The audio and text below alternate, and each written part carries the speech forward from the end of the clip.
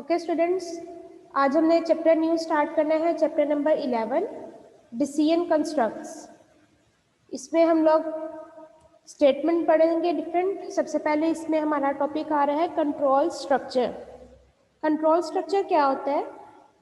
These are the statements used to control the flow of execution in a program or function.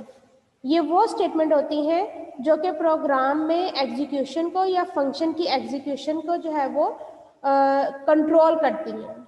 These instructions enable us to group individual instructions into a single logical unit with one entry point and one exit point. ये instruction क्या करती हैं कि हमें इस काबिल बना देती हैं कि अगर एक ग्रुप बना हुआ है, इंस्ट्रक्शंस का एक ग्रुप है, उसको चेंज कर देती हैं एक सिंगल लॉजिकल यूनिट में। एक एंट्री पॉइंट होता है और एक उसका एग्जिट पॉइंट होता है। ठीक है। All program use control structure to implement the program logic. जब भी प्रोग्राम की लॉजिक को हमने इम्प्लीमेंट करवाना होता है तो उसके लिए हम कंट्रोल स्ट्रक्चर को यूज करते हैं। हमारे पास 3 टाइप के कंट्रोल स्ट्रक्चर यूज होते हैं। नंबर 1 है सीक्वेंस, सेकंड पे है सिलेक्शन एंड थर्ड पे है हमारे पास रिपीटिशन, आइट्रेशन या लूप्स। ये एक ही नाम यूज होता है तीनों के लिए, रिपीटिशन, आइट्रेशन या लूप्स। ठीक है। अब इसमें हमारे पास नंबर 1 आ रहा है सीक्वेंस। सीक्वेंस के नेम से हमें पता चल जाएगा कि ये एक तरतीब के साथ एग्जीक्यूशन होगी प्रोग्राम की। ठीक है। मींस कि इसमें कंपाइलर क्या करेगा, सीक्वेंस के साथ इंस्ट्रक्शंस को रीड करेगा 1 बाय 1 और उसको जो है वो एग्जीक्यूट करता जाएगा। इसमें कोई भी नहीं ऐसा होगा कि पहले फर्स्ट हो गई है, फिर लास्ट हुई है, फिर मिड में से हो गई है, बल्कि एक सीक्वेंस को फॉलो किया जाता है इंस्ट्रक्शन को एग्जीक्यूट करवाने के लिए। These instructions are executed in a sequence in which they are written in the program. जिस सीक्वेंस से प्रोग्राम लिखा होता है, इंस्ट्रक्शंस लिखी होती हैं प्रोग्राम के अंदर, उसी सीक्वेंस से क्या होता है कि इसमें इंस्ट्रक्शन को एग्जीक्यूट किया जाता है।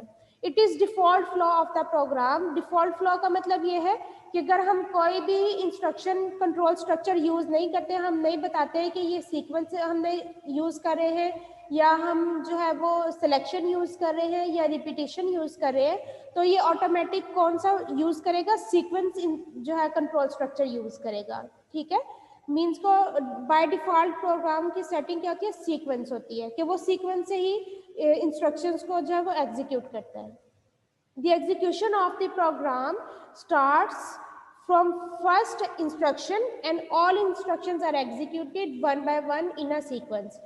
अब इसमें हमारे पास एग्जीक्यूशन कैसे होती है प्रोग्राम में कि वो पहली इंस्ट्रक्शन से स्टार्ट करता है उसको एग्जीक्यूट करना और सारी इंस्ट्रक्शन जो है वो 1 बाय 1 करके सीक्वेंस के अंदर उसको एग्जीक्यूट कर देता है। एग्जाम्पल जैसे हमारे पास एक स्टेटमेंट है 1 2 3, कोई हमारे पास 10 स्टेटमेंट्स हैं, तो पहले वो स्टेटमेंट 1 को एग्जीक्यूट करेगा, फिर 2 को, फिर 3 को, अप टू सो ऑन, इसी तरह लास्ट पे 10 स्टेटमेंट को करेगा, देन फिर प्रोग्राम जो है वो उसका एंड हो जाएगा। ठीक है। सेकेंड वाली जो हमारे पास है वो क्या है, सिलेक्शन। सिलेक्शन के मीनिंग से पता चल रहा है, सिलेक्शन होता है किसी चीज़ का इंतखाब करना। ठीक है, चूज करना। तो इसमें भी हमारे पास ये इसी पर्पस के लिए यूज होगा कि अगर हमने प्रोग्राम एक राइट किया है, उसमें हमारे पास 10 स्टेटमेंट्स हैं, अब हमने उसमें से फर्स्ट 2 स्टेटमेंट को एग्जीक्यूट नहीं करवाना, 3 से लेकर हमने एग्जीक्यूशन उसकी करवानी है। तो यानी कि हमने इसमें सेलेक्ट करना है कि 3 से लेकर और 8 तक जो है वो हमने एग्जीक्यूट करवानी है। तो यहाँ पे कंट्रोल स्ट्रक्चर कौन सा यूज होगा, सिलेक्शन। जहाँ पे हमने कोई स्पेसिफिक इंस्ट्रक्शन को एग्जीक्यूट करवाना होता है वहाँ पे हम सिलेक्शन कंट्रोल स्ट्रक्चर यूज करते हैं, और जहाँ पे हमने कंप्लीट होल प्रोग्राम को करवाना होता है वहाँ पे हम सीक्वेंस इंस्ट्रक्शन को यूज करते हैं। A structure that selects which statement or block of statement is to execute. ये ऐसा स्ट्रक्चर है जो कि सेलेक्ट करता है कि कौन सी स्टेटमेंट या ज्यादा स्टेटमेंट को एग्जीक्यूट करना है। In selection structure instructions are divided into 2 और more groups and the selection is done after testing a condition. वो कह रहे हैं कि इसमें क्या होता है, सिलेक्शन स्ट्रक्चर में हम क्या करते हैं कि इंस्ट्रक्शंस को डिवाइड कर लेते हैं 2 या 2 से ज्यादा ग्रुप्स के अंदर, और फिर सिलेक्शन जो है वो तब होती है जब हमारे पास कंडीशन को टेस्ट कर लिया जाता है। ठीक है। मींस कि इसमें हमारे पास कंडीशन अप्लाई होती है अब इसकी एग्जांपल जो है वो इस तरह से कि इसमें हम कंडीशन यूज कर लेते हैं इफ एल्स की। इफ एल्स का मतलब ये है कि इसमें ये हमारे पास एक कंडीशन स्ट्रक्चर है, ठीक है, कंडीशन स्टेटमेंट है कि इसमें हमारे पास कंडीशन आ जाती है कि अगर ये काम ट्रू होगा तो फिर आपने ये वाली स्टेटमेंट रीड करनी है, अगर ये काम ट्रू नहीं होगा यानी कि अगर ट्रू होगा तो वो स्टेटमेंट प्रिंट कर देगा एल्स। एल्स का मतलब होता है वरना, ठीक है, वरना फिर क्या होगा कि दूसरी स्टेटमेंट जो वो उसको प्रिंट करेगा। और दूसरी इसकी जो एग्जांपल है वो हमारे पास स्विच स्टेटमेंट है, ये भी इसी तरह से यूज करते हैं। इसमें स्विच स्टेटमेंट में क्या होता है कि आपके पास लाइक 10 स्टेटमेंट जैसे मैंने एग्जांपल दी है, हम लोगों ने पहले फर्स्ट 3 जो है वो करवा ली, उसके बाद 4 और 5 हमने एग्जीक्यूट नहीं करवानी, तो हम वहाँ पे स्विच स्टेटमेंट को यूज कर लेते हैं 3 के बाद कि नेक्स्ट जो है वो 6 वाली स्टेटमेंट रीड हो, 4 और 5 वाली जो है वो ना रीड हो, तो वो स्विच स्टेटमेंट को यूज करते हुए हम वो परफॉर्म करवा सकते हैं फंक्शन, ठीक है। लास्ट वाली जो है वो हमारे पास है रिपीटिशन, आइट्रेशन या लूप्स। अब रिपीटिशन का मतलब होता है कि हम लोगों ने किसी चीज को दोहराना है, रिपीट करना है। आइट्रेशन का मतलब भी ये है और लूप का मतलब भी यही है कि हमने अगर एक चीज को रिपीट करना है 1 दफा 2 दफा या ज्यादा टाइम हमने उसको रिपीट करना है तो उसके लिए हम ये यूज करते हैं रिपीटिशन, आइट्रेशन या लूप स्ट्रक्चर, ठीक है।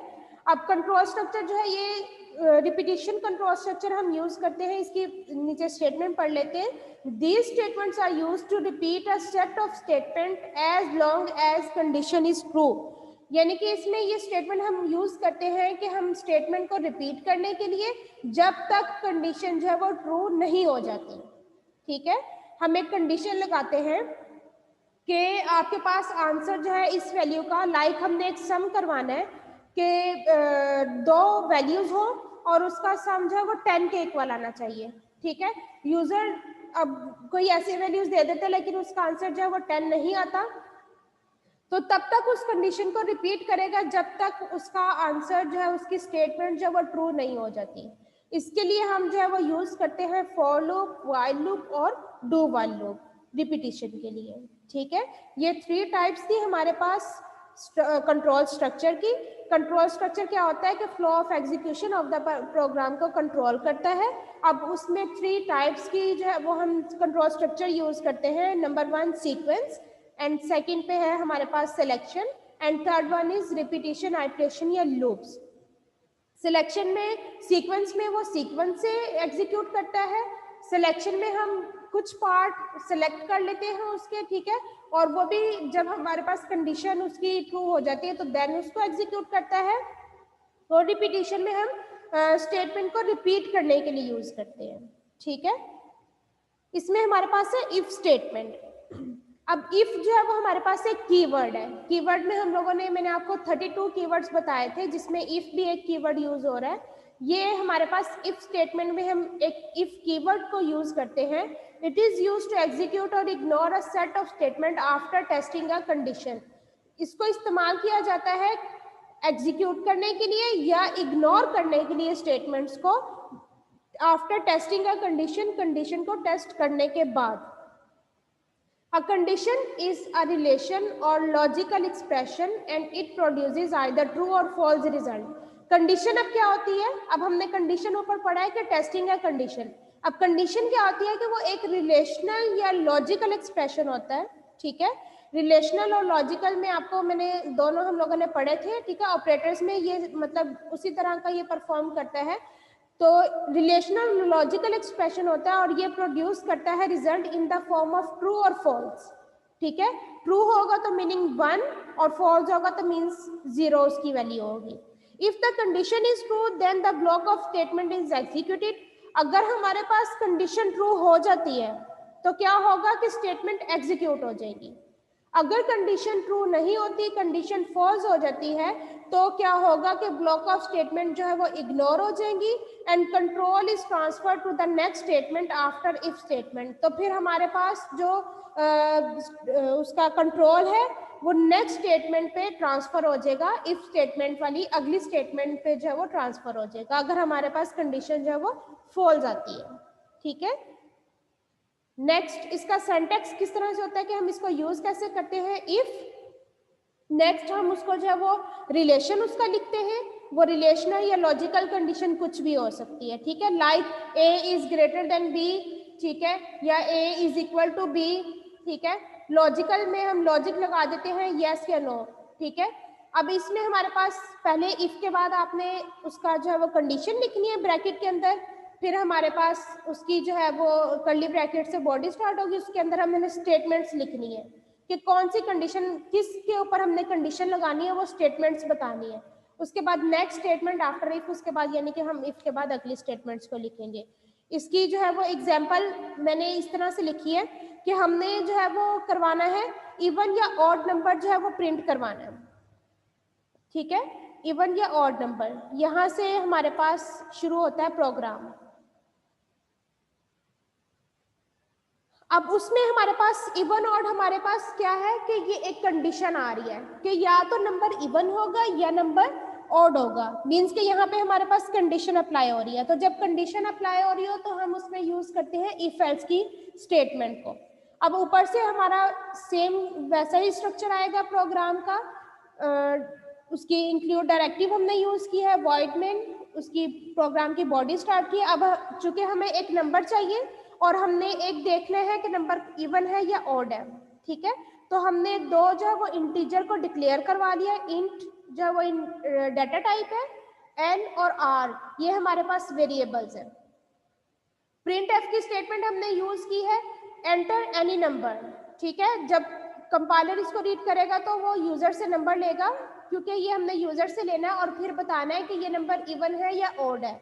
तो उसके लिए हम पहले यूजर से लेने के लिए प्रिंट एफ की स्टेटमेंट हमने यूज की और यूजर जो भी नंबर देगा उसको स्कैन एफ के जरिए हमने एन में स्टोर करवा दिया, ठीक है।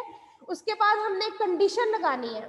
कंडीशन क्या लगानी है, r is equal to n divided by 2, यानी कि यूजर जो भी नंबर देगा उसको हमने 2 से डिवाइड करना है और आंसर किस में स्टोर हो जाएगा, आर में जाकर स्टोर हो जाएगा। लाइक मैंने एक नंबर दिया 8, अब 8 को 2 से डिवाइड करेंगे आंसर आया 4, आर की वैल्यू क्या आ जाएगी 4।